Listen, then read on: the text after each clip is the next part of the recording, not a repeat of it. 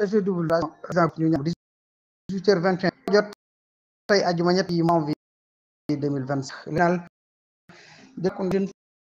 femme trans avoir jeté un bébé dans une fosse type fële ci Tamba benn ji dafa daanu bi ni ci bi mu jël doomam ci benn fosse ko moom commencé di jaabi gerte la am nangu nga xam def daal di wax ñi nga xam acteurs yi ne bi nga xam ne turam mi ngi ko bee di jaabi moo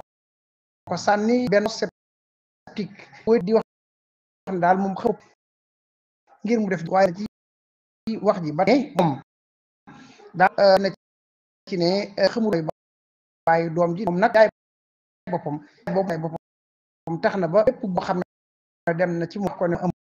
ëmbal ak di gàntu ne daal xale boobu loolu it li ko mu def ko ni ngi di wax ne daal lu toll ak ñett waaye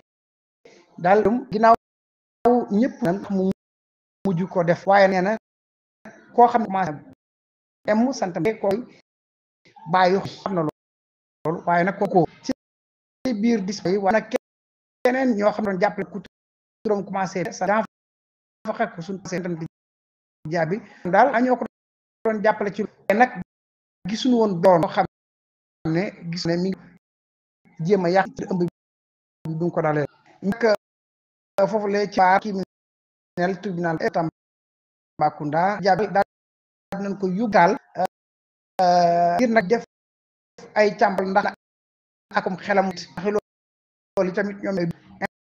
intervention kenn la CAF ñu daal xëy na jàppale doomam bu ko yóbbu waaye daal jàppale si moom yóbbu hôpital ndax dañu àndoom ci yi nga xam ne mu def ci enquêteurs yi ba ak bi toppee